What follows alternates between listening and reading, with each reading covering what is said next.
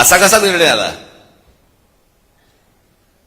माझ्याकडे एक व्यक्ती आली होती जी आरएसएसची म्हणजे संघाशी संबंधित व्यक्ती होती. त्यांच्याही मनामध्ये मला दिसलं की त्यांनाही पटलेलं नाही. त्यांनी फार छान वाक्य बोलले होते माझ्यासमोर. मला म्हणाले, इतना सन्नाटा क्यों है भाई, कोई तो जीता होगा. कोणीतरी जिंकलं असेल की ज्याच्यातनं जल्लोष होईल. पण महाराष्ट्रामध्ये जो सन्नाटा पसरला ते कसलं द्योतक आहे. काही काही गोष्टींवरती तर विश्वासच बसू शकत नाही. हे आमच्या इथे राजू पाटील बसलेत. कुठे आहेत राजू? कुठे आहे? इथे.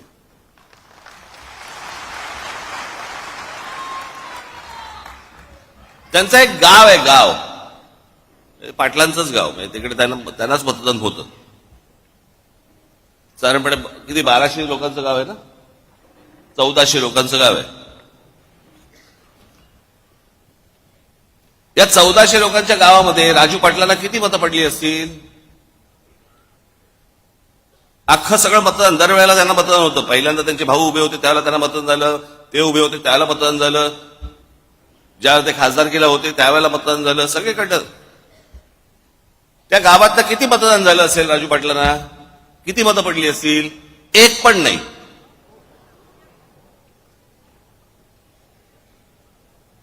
अख्ख्या गावातलं एक मत नाही पडत. जी 1400च्या 1400 मतं जी दरवेळेला राजू पाटलांना पडायची त्या गावामध्ये एक मत नाही पडत.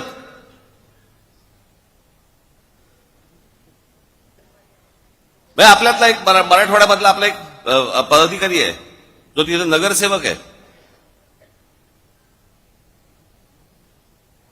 नगरसेवक असताना म्हणजे नगरसेवक जेव्हा झाला त्यावेळेला त्याला त्याच्या भागातनं 5,500 मतदान आहे. 5,500 त्याच्या भागातनं.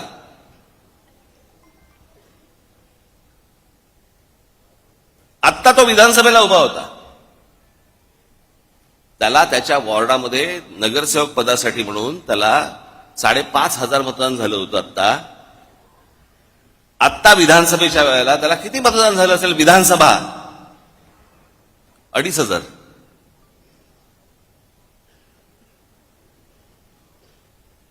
अनेक असे निर्णय आहेत महाराष्ट्रामध्ये झालेले की ज्याच्यावरती विश्वास निवडून आलेल्यांचा विश्वास नाहीये. पडलेल्यांचा काय घेऊन बसलो आपण?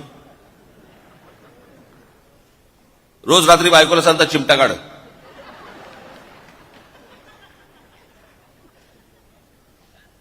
बाळासाहेब थोरात काँग्रेसचे नेते 7 वेळा आमदार झाले. 7 वेळा. ही 8वी टर्म होती त्यांची. 7 वेळा जो माणूस आमदारकीला 70 ते 80 हजार मताधिक्याने निवडून यायचे ते बाळासाहेब थोरात या निवडणुकीमध्ये 10,000 मतांनी पराभव होतो.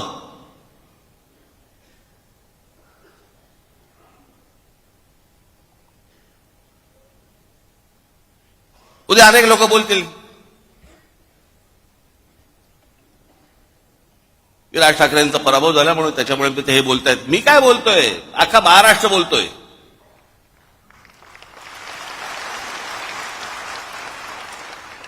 जे निवडून आले त्यातले अनेक लोकांचे मला फोन जे आले, जे सत्तेमध्ये आले आहेत त्यांचे मला अनेकांचे फोन आले. त्यांना शॉक बसलाय.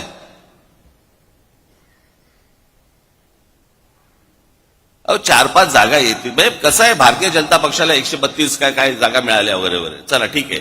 मागच्या वेळेला पण त्यांना काहीतरी 100 काय किती जागा होत्या? 105 च्या आधी नाही, 105 17ला होत्या. 122 काहीतरी 122 काहीतरी जागा होत्या 2014ला. ठीक आहे, आपण समजू शकतो. चला 132.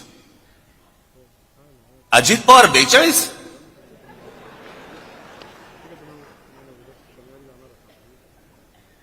म्हणजे 4-5 जागा येतील की नाही असं सगळ्यांना वाटत असताना अजित पवार 42. कोणाचा तरी विश्वास बसेल का याच्यावरती?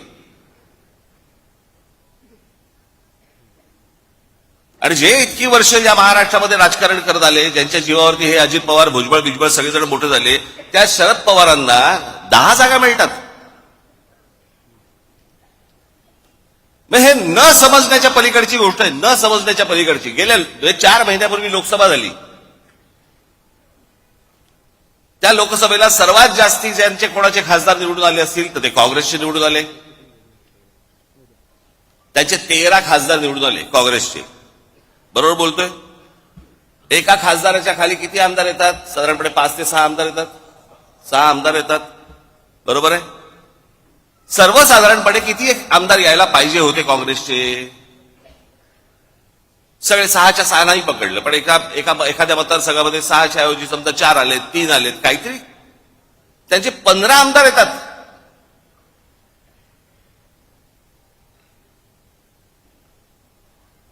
शरद पवार साहेबांचे 8 खासदार निवडून आलेत. 8 खासदार, त्यांचे 10 आमदार येतात.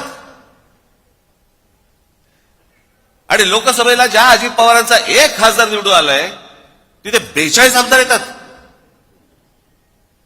4 महिन्यात फरक पडला लोकांच्या मनात. काय झालं, कशामुळे झालं, हा संशोधनाचाच विषय आहे. मी तुम्हाला आज काय सांगायला आलोय, या मतदानावरती जाऊ नका. लोकांनी आपल्याला मतदान केलेलं आहे, फक्त ते आपल्यापर्यंत आलेलं नाहीये.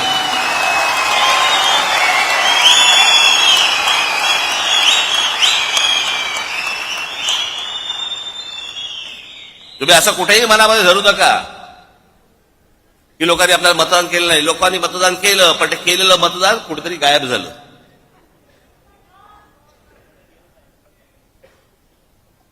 आणि अशा प्रकारच्या ज्या निवडणुका लढवायच्या असतील तर निवडणुका न लढवल्याच बऱ्या.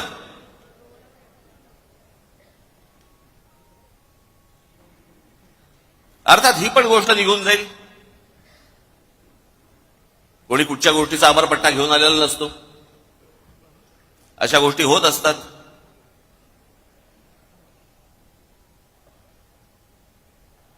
पण मला तुम्हाला फक्त एकच गोष्ट, तुम्हाला आज महत्वाच्या गोष्टी काही सांगायच्या आहेत.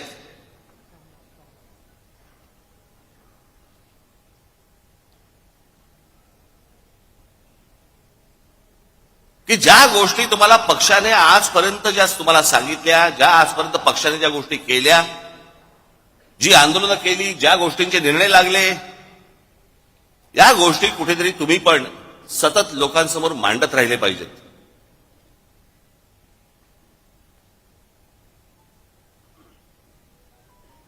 आतापर्यंत आपण काय काय केलं, कोणती कोणती आंदोलनं केली, कोणकोणत्या विषयामध्ये हात घातला, कोणकोणत्या विषयांचे निर्णय लागले, हे तुम्ही स्वतः कन्व्हिन्स पाहिजेत.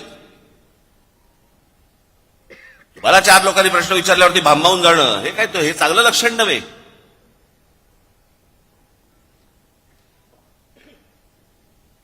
म्हणून मी आज तुमच्यासाठी काही गोष्टी इथे आणल्या आहेत मुद्दामून, ज्या तुम्ही लक्षात ठेवल्या पाहिजेत. माझं भाषण संपल्यानंतर ज्यावेळेला ते येईल, कुठेतरी युट्यूबला येईल, तेवढा पोर्शन तुम्ही कट करून ठेवला पाहिजे. सतत तुम्ही त्या गोष्टी ऐकल्या पाहिजेत, बघितल्या पाहिजेत.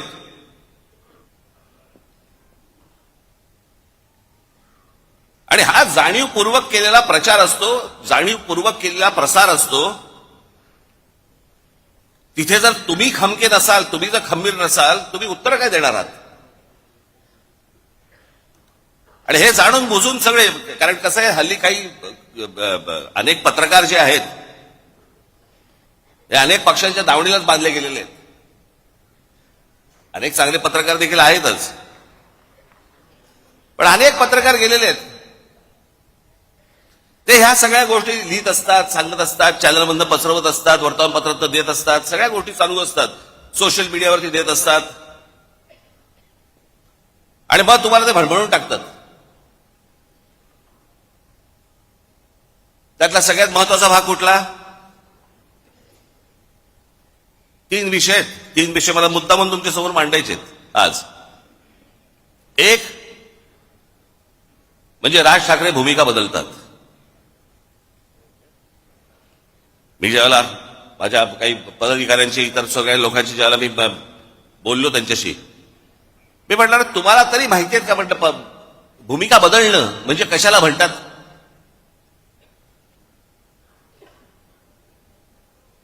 मी आज मुद्दा म्हणून तुमच्यासाठी काही गोष्टी इथे आणल्या आहेत या महाराष्ट्रामध्ये देशामध्ये कशा कशा प्रकारच्या भूमिका लोकांनी बदलल्या आणि आपण काय केलं.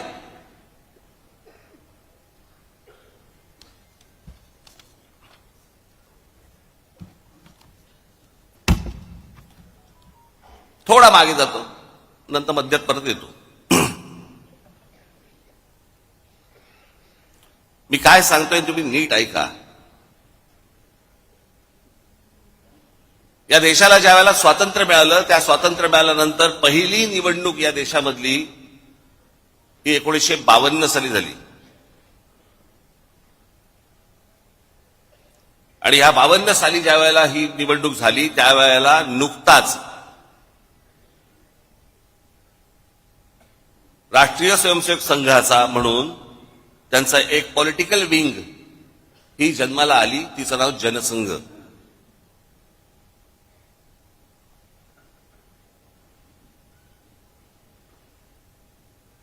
हिंदुत्व वगैरे वगैरे अनेक गोष्टी ते मांडत आले आजपर्यंत, त्याचा काही विषयच येत नाही. पण 75 साली इंदिरा गांधींनी या देशामध्ये आणीबाणी आणली आणि आणीबाणी आणल्यानंतर 77 साली ज्या वेळेला निवडणुका झाल्या, त्या 77 साली निवडणुका झाल्यानंतर देशभरामध्ये इंदिरा गांधींचा दारुण पराभव झाला. इंदिरा गांधी स्वतः हरल्या होत्या. मी जर चुकत नसेल तर मला असं वाटतं राजनारायण होते, राजनारायणांनी इंदिरा गांधींना हरवलं होतं.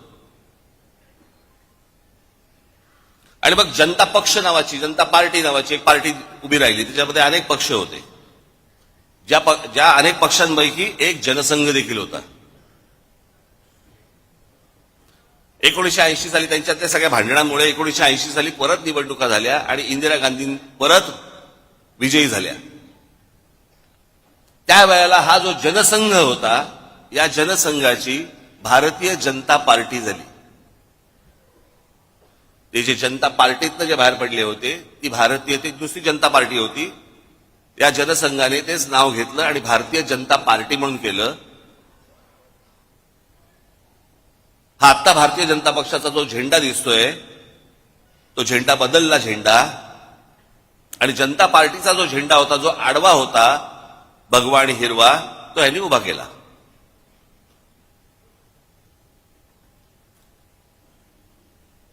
आणि हिंदुत्व या विषयावरती आजपर्यंत जे जनसंघाने ज्या गोष्टी केल्या, 80 साली ज्याला भारतीय जनता पक्ष म्हणून जेव्हा झाला, भारतीय जनता पार्टी म्हणून जेव्हा झाली, त्यावेळेला अटल बिहारी वाजपेयी त्याचे अध्यक्ष झाले आणि त्यांनी संपूर्णपणे पक्षाची भूमिका बदलली आणि गांधीवादी समाजवाद यापुढे आम्ही पाळू ही भूमिका घेतली. गांधीवादी समाजवाद.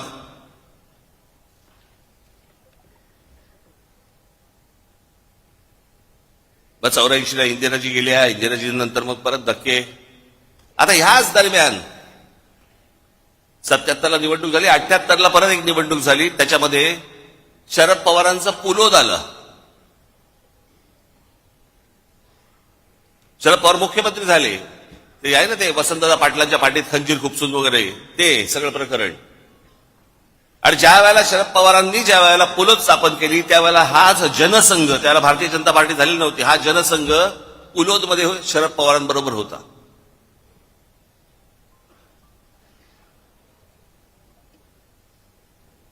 मी काय सांगतोय तुमच्या लक्षात येईल मी आता. आणि आता हे जे सगळं चालू आहे ना, हा ह्याला भेटला, तो त्याला चोरून भेटला, तो त्याला हे भेटला, हे तर उघडपणे सुरू होतं.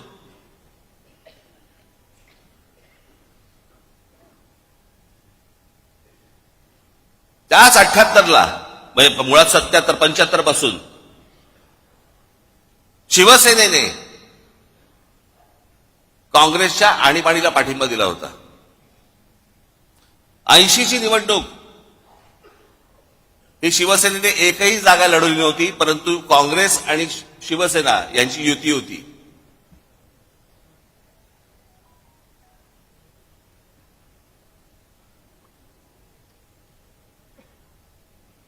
शरद पवार त्याच्यात 80 साली त्यांचं सरकार बरखास्त केलं इंदिरा गांधींनी.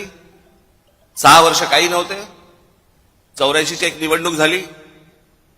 मग 86 साली शरद पवार परत काँग्रेसमध्ये त्यांनी प्रवेश केला, संभाजीनगरला राजीव गांधींच्या समोर. मग ते काँग्रेसमध्ये आले, जनता पक्ष बाहेरच राहिला.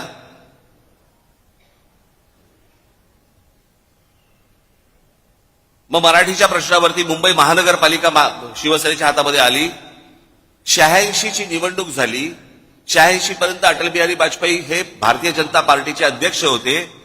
86 ला पहिल्यांदा पार्ल्याची निवडणूक झाली आणि या देशातली पहिली निवडणूक जी हिंदुत्वावरती जिंकली गेली, ज्याच्यातनं अटल बिहारी वाजपेयींना बाजूला केलं आणि परत भारतीय जनता पार्टीने हिंदुत्वाचा नारा सुरू केला. त्यांच्या लक्षात आलं हिंदू हिंदू म्हणून मतदान करायला लागला. 87 साली संभाजीनगरची महानगरपालिका झाली. त्या महानगरपालिकेला ज्याला शिवसेनेला यश मिळालं, त्याच्यानंतर परत भारतीय जनता पक्ष शिवसेनेबरोबर यायला सुरुवात झाली. 88-89 मधला चर्चा.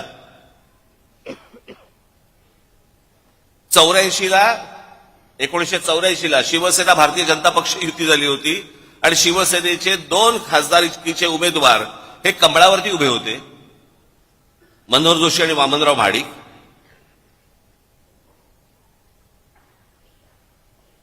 मग 90 ला परत युती झाली.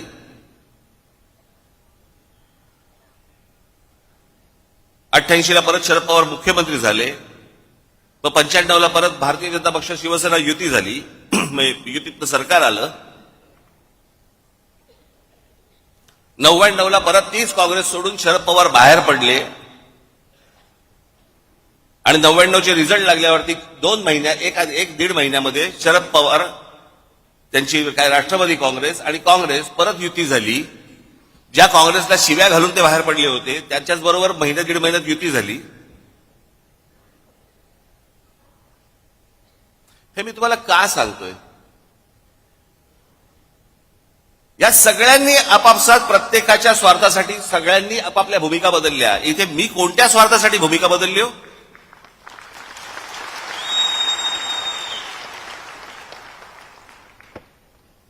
आता जर समजा तुम्ही जर मंत्रिमंडळातली लोक बघितली आत्ता, तर त्यातले बहुतेक जण हे शिवसेनेत आलेले, काँग्रेसमधून आलेले असेच आहेत. यांचंच सगळं सरकार बनलेलं आहे. यांना हे पत्रकार विचारायला जाणार नाहीत का भूमिका बदललीत, पण तुमच्या कानात बरोबर ते घालत बसणार भूमिका बदलली, भूमिका बदलली. आणि हल्लीचे जे पत्रकार आहेत त्यांचा तर किती गाढा अभ्यास असतो, तर म्हणजे धन्यच आहेत ते.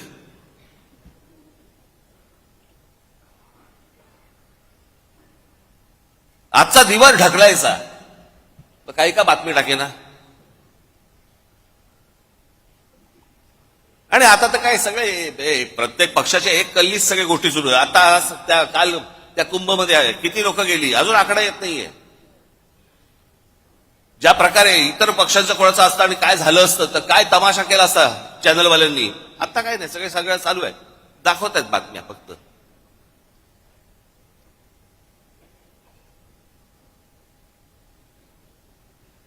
आणि मग काय गोष्टी पेरायच्या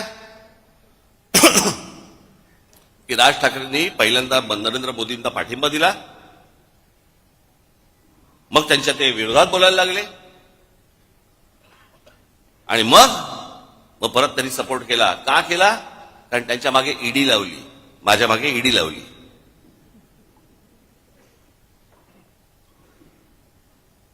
मला ती पण कहाणी आज तुम्हाला तुमच्या समोर आणि ह्या चॅनलच्या द्वारे महाराष्ट्रासमोर मला समोर सांगायचीच आहे.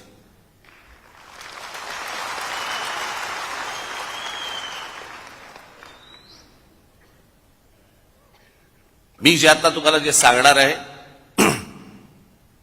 इथे समोर महाराजांचा पुतळा आहे, त्याच्या समोर मी जे सांगीन ते शपथपूर्वक सांगीन.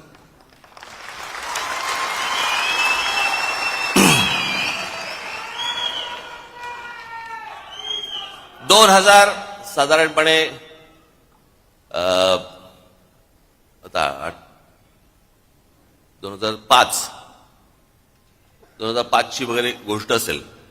मी ज्या शिवाजी पार्क मैदानामध्ये, शिवाजी पार्कमध्ये जिथे मी लहानाचा मोठा झालो, तिथे आम्ही लहानपणापासून ती कोइंदूर मिल पाहत होतो. काही नाही, जन्स येता जाता ती डोळ्यासमोर यायची. एके दिवशी, ही 2005 ची गोष्ट, वर्तमानपत्रामध्ये मी बातमी वाचली. तोपर्यंत आम्ही आमचा व्यवसाय सुरू केला होता. आता व्यवसाय करणं हा तर काही पाप होऊ शकत नाही ना. अनेकांना व्यवसाय दाखवता पण येत नाहीत, तरी सगळ्या गोष्टी सुरू असतात त्यांच्या. एक व्यवसाय सुरू केला.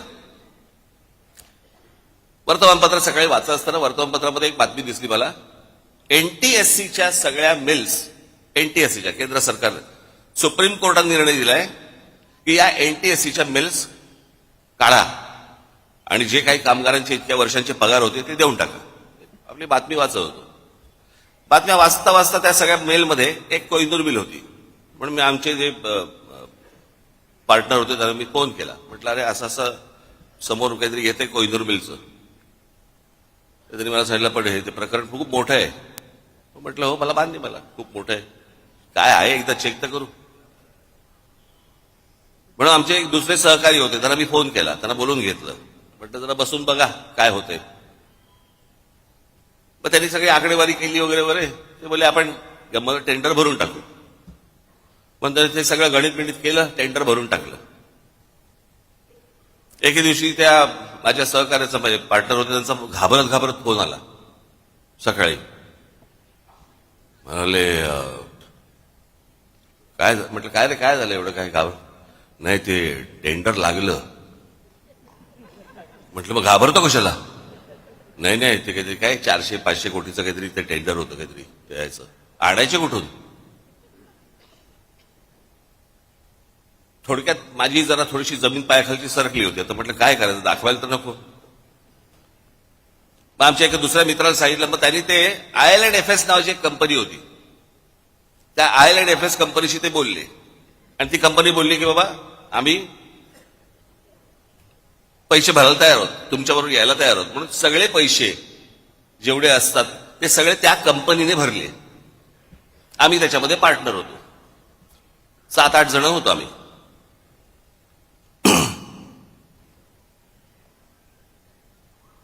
झालं सगळं सुरू. परत त्याला ब्रेक आला. परत ती केस काहीतरी कोर्टामध्ये गेली आणि सगळ्या परत मिल त्या अडकल्या. परत त्याच्यामधनं 1 वर्ष 1.5 वर्ष गेलं आणि मग त्याच्यानंतर ते सगळं परत 1.5 वर्षांचं सुरू झालं.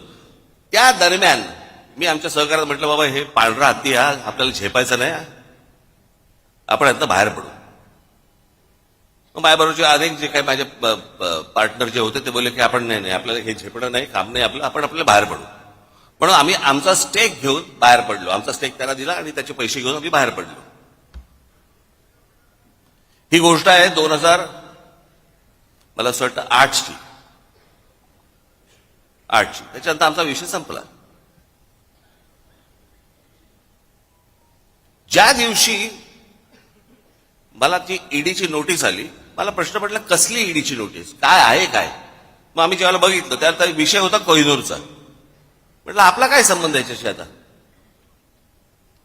मग मला तिकडे बोलवते माणसं मलाशी काय बोलवते हेच मला समजेना. की त्यांच्याकडनं तुम्हाला पैसे आले पण तुम्ही त्यांचे पैसे काय, मला काय कळत नव्हतं. म्हटलं काय झालं. बरं जे पैसे आले त्याच्यावरती आम्ही टॅक्स भरला, टॅक्स भरून तो गेला. सगळ्यांनीच टॅक्स भरला आणि तो गेला. ती जी कंपनी होती त्याच्यामध्ये टॅक्स भरला, त्या कंपनीने तिकडे टॅक्स भरला, त्यातनं आम्ही बाहेर पडलो. मला ज्या वेळेला ती गोष्ट आली त्यावेळेला मी त्यावेळेला इन्क्वायरी केली, आमच्या सीएला बोलवलं. म्हटलं काय नेमकं काय झालं सांग मला.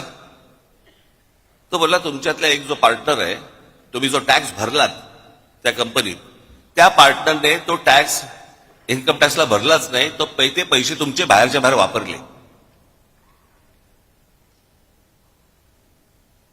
म्हटलं मग आता काय करायचं. म्हणजे आता परत टॅक्स भरायला लागेल. आम्ही परत टॅक्स भरून टाकला. जेवढा होता तेवढा परत प्रत्येकाने आपापला टॅक्स परत भरून टाकला. कोण जाईल झंझटीत. विषय संपला. आता एवढ्याशा गोष्टीसाठी राज ठाकरे ईडीला घाबरला आणि मोदींची स्तुती करायला लागला. मला काय देणं घेणं त्या गोष्टींशी. माझ्या डोक्यावरची तलवारी घेऊन नाही मी फिरत.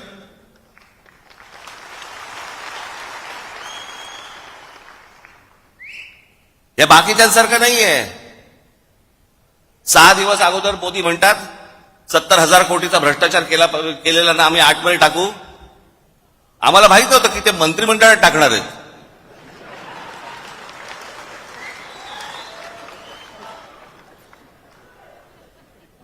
आतमध्ये टाकूचा अर्थ हा होतो हे मला पहिल्यांदा कळलं. किती किती तुम्हाला देऊ मला ह्याच्यामध्ये उदाहरणं या सगळ्या गोष्टींची. हे बघा, आता आपण भारतीय जनता पक्षाने काय काय गोष्टी केल्यात ते आपण बघूया. हिम्मत बिस्वा शर्मा, भ्रष्टाचाराचं मूर्तिमंत प्रतीक अशी ज्यांची संभावना भारतीय जनता पक्षाने केली होती, हिम्मत बिस्वा शर्मांची, त्याला पक्षात घेतलं. नंतर दुसऱ्या पक्षात होते ते, भ्रष्टाचाराचे आरोप केले होते त्यांच्यावरती. त्यांना नंतर भारतीय जनता पक्षाने पक्षात घेतलं. त्यांना अर्थ, आरोग्य आणि शिक्षणासारखी खाती दिली. नंतर त्यांना 2021 मध्ये मुख्यमंत्री केलं. म्हणजे ज्यांच्यावरती भ्रष्टाचाराचे आरोप केले होते तिथे भूमिका नाही बदलली. हे तुम्हाला पत्रकार नाही सांगणार. मुकुल रॉय,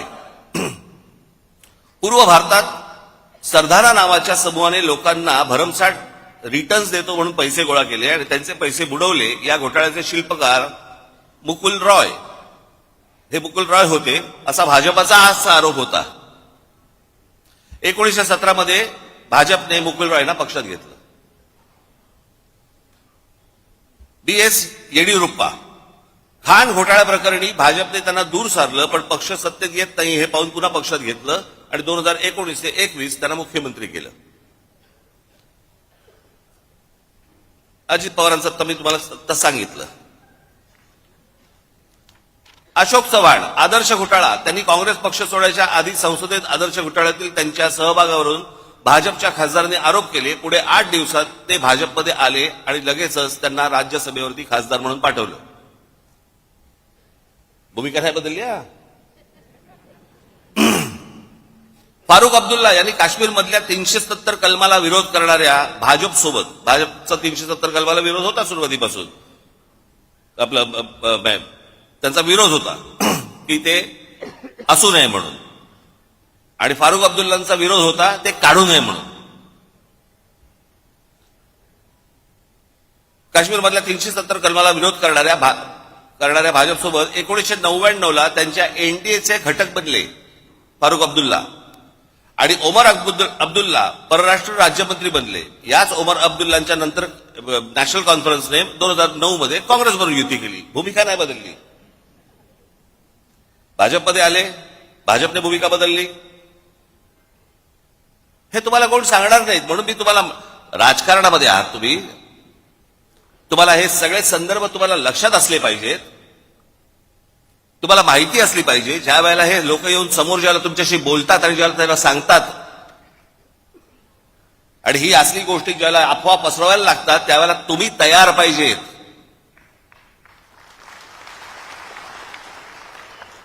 गेल्या 50, 60, 70 वर्षाचा इतिहास महाराष्ट्राचा काय आहे, देशाचा काय आहे, कुठे कुठे कुठच्या कुठच्या पक्षाने काय काय गोष्टी केल्या. मुफ्ती मोहम्मद सईद, भाजपने 2015ला मुफ्ती मोहम्मद सईद यांच्यासोबत युती केली आणि पुढे मुफ्ती मोहम्मद सईद यांच्या निधनानंतर त्यांच्या मुलीला महबूबा मुफ्ती सईदला पाठिंबा दिला.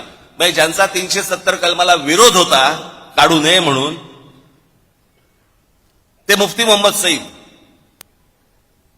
मग ह्या मुफ्ती मोहम्मद सईद यांच्या एका फ्रॉड प्रकरणात त्यांच्या मुलीला अपहरण केलं म्हणून भारताला काही अतिरेकी सोडायला लागले होते, ते हे मुफ्ती मोहम्मद सईद. त्यांच्याबरोबर भारतीय जनता पक्षाने पहिल्यांदा युती केली. मुफ्ती महबूबा मुफ्तींना तिथे पुढे मुख्यमंत्री केलं आणि नंतर त्यांचं सरकार पाडलं आणि राष्ट्रपती राजवट आणली. भूमिका नाही बदलली. इथे कोण बोलणार नाही भूमिका बदलली.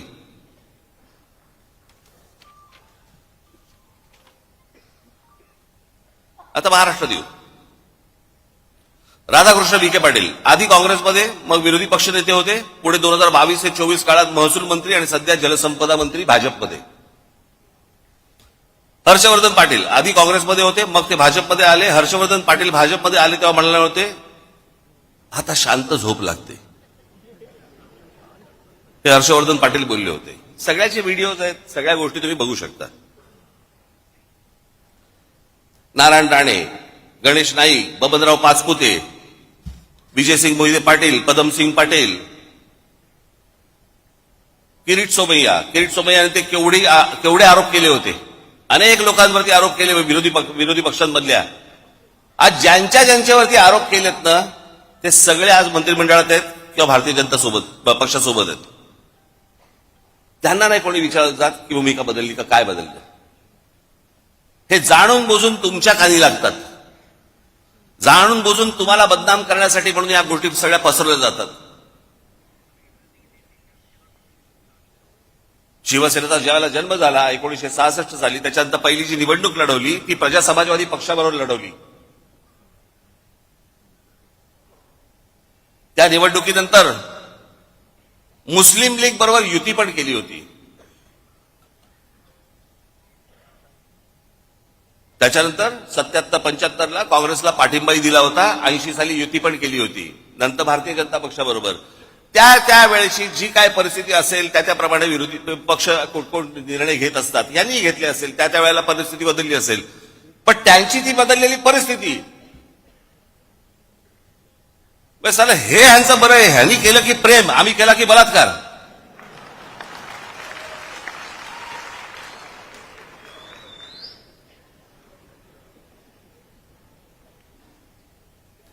बरं, आता लोकसभेच्या वेळेला ज्या वेळेला नरेंद्र मोदी ज्या वेळेला इथे शिवतीर्थावरती आले होते त्यावेळेला मी त्यांच्या समोर बोललो होतो ना की 2014ची निवडणूक झाली त्यावेळेला मला जे बोलायचं होतं ते मी बोललोय. 2017ची निवडणूक झाली त्यावेळेला मला जे म्हणायचं होतं ते मी म्हणून झालेलं आहे. मी असं काही बोललो का की मी ते काही बोललोच नव्हतो, मी असं काही म्हणालोच नव्हतो, असं काही बोललो का? माझं बोलून झालंय, एकदा सुटलं की सुटलं.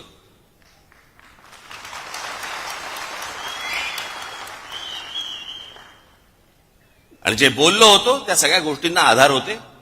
जे चांगलं कराल त्याला चांगलं म्हणू, जे वाईट कराल त्याला वाईट म्हणू.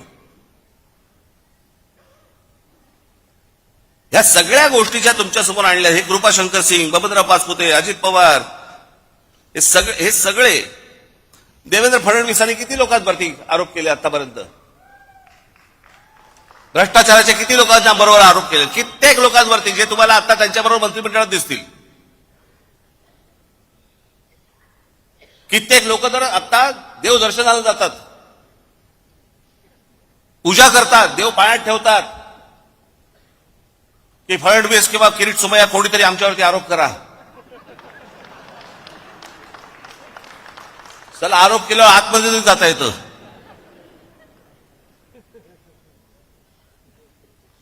एवढा सगळा चिखल होऊन बसलेला आहे. आणि या चिखलामध्ये मला असं वाटतं की तुम्ही आतापर्यंत आपण ज्या प्रामाणिकपणे आजपर्यंत पक्ष चालवला, वाढवला, अनेक लोकांना हे असतं राजसाहेबांनी भारतीय जनता पक्षाच्या किंवा कोणाला नेत्यांना भेटलं नाही पाहिजे. समोरचा बोलला चहा प्यायला येतो तर काय सांगू, घरीच पी.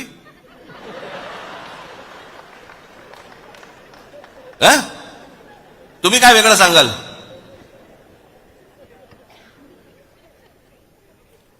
अहो, पण ते मला जेव्हा भेटायला येतात ना त्यावेळेला मी तुम्हाला विकत नाही.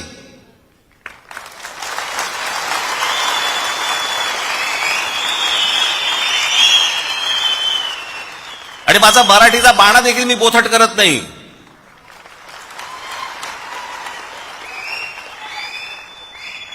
येतात, फोन करतात. आता मध्यंतरी मागे मी एकदा नाशिकला होतो. सकाळी मी निघालो होतो दौऱ्यावरती, कुठे पुण्याला जायचं होतं.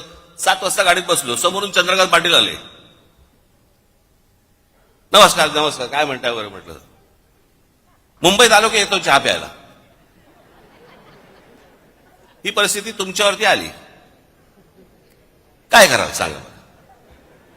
कशाला चहा कशाला प्यायचा? काय गरज आहे का चहा प्यायची? काय यायची काय आवश्यकता आहे का? नाही, काय गरज काय या चहा प्यायची असं सांगू का त्यांना मी?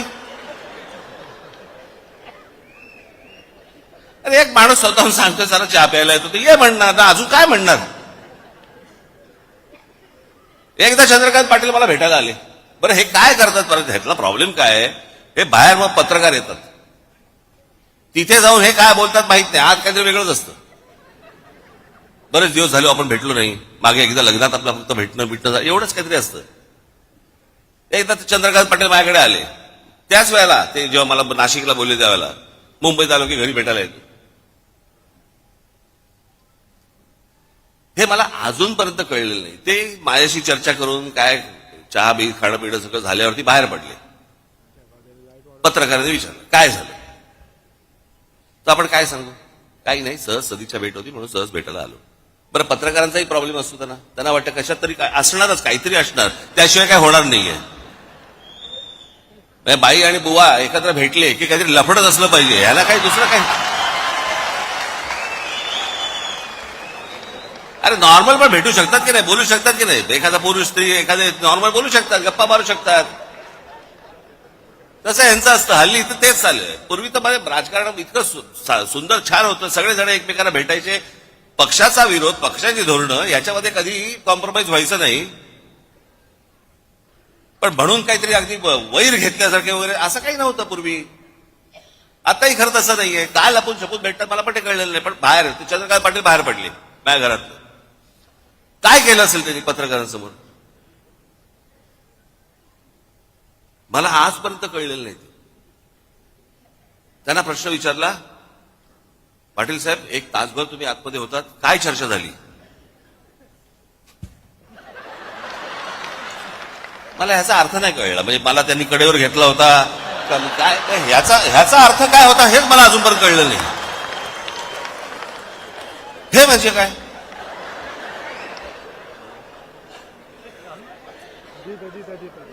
बरं, मी काय पाहिलं नव्हतं. ते गेल्यानंतर पत्रकार आले आणि मला म्हणाले की त्यांनी असं केलं बाहेर गेल्यानंतर, म्हणजे काय झालं. मी म्हटलं असं केलं म्हणजे काय झालं. आम्ही दोघे एकमेकांना तेच विचारतोय, म्हणजे काय झालं. काय इकडे मी अक्रोड ठेवलं होतं, त्याच्यामध्ये दाबून दिलं आणि मी अक्रोड फोडून दिलं वगैरे, काय म्हणजे झालं काय.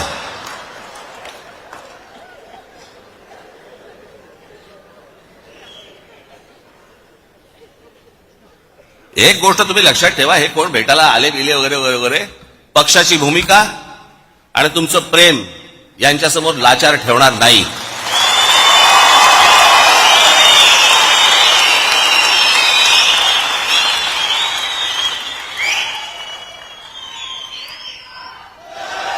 उद्या जेव्हा कधी निवडणुका होतील, काय होतील, कधी होतील. आता 28 तारखेला खरं तर निर्णय होता, तो 28 फेब्रुवारीला गेला. आता 28 फेब्रुवारीला गेला म्हणजे ऑक्टोबर नोव्हेंबर शिवाय निवडणुकाच होत नाहीत. बरं, ऑक्टोबर नोव्हेंबरला तरी काय अजून पुढे ढकलतील. त्यांना काय, सरकारला प्रशासक नेमल्यानंतर प्रशासनाच्या हातात जर समजा या सगळ्या महानगरपालिका आणि सगळ्या गोष्टी असतील, कोण नगरसेवकांची ओझी उचलेल. त्याच्यामुळे कदाचित मला माहिती नाहीये, परंतु आता ही 28 फेब्रुवारी का 26 फेब्रुवारी काहीतरी तारीख ठरली आहे, याच्यानंतर अजून पुढे जाईल काहीतरी. ते सगळं ऑक्टोबर नोव्हेंबर डिसेंबरला निवडणुका होतील. तोपर्यंत मी का सांगतोय तुम्हाला, फालतू खर्च करत बसू नका. कळलं का. या देवस्थानाला घेऊन चाललो महिलांना, या इकडे घेऊन चाललो दर्शनाला, हे ते आता काही करू नका त्या सगळ्या गोष्टी. कळलं का. आणि निवडणुकीच्या वेळेला या खिशे बाहेर काढून माझ्यासमोर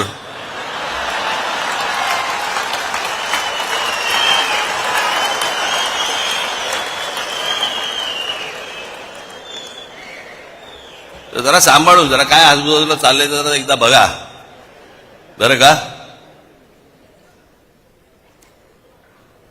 आज मला तुम्हाला एवढंच सांगायचं आहे, पुढच्या काही दिवसांमध्ये पक्षाला वरपासून खालपर्यंत एक प्रकारची शिस्त आणण्याच्या दृष्टिकोनातनं एक आचारसंहिता येणार आहे.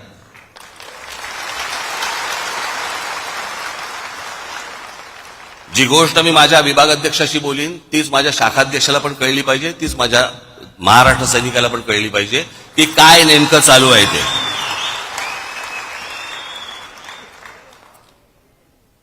पुढच्या साधारणपणे फेब्रुवारीच्या पहिल्या दुसऱ्या आठवड्यापर्यंत त्या प्रत्येकाला बोलवलं जाईल, प्रत्येकाची आचारसंहिता प्रत्येकाला दिली जाईल, नेत्यांची आचारसंहिता नेत्यांना, त्याच्यानंतर तुमची कदाचित काही गोष्टींची नावंही बदलली जातील पदांची.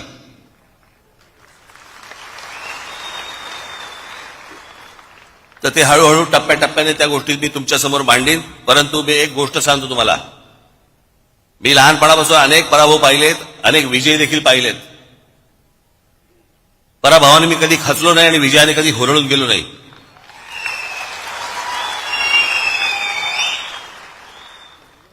आणि खचलेले पिचलेले असल्या लोकांचं मला नेतृत्व करायचं नाहीये. माझ्याबरोबर राहणार असाल तर ठाम राहा,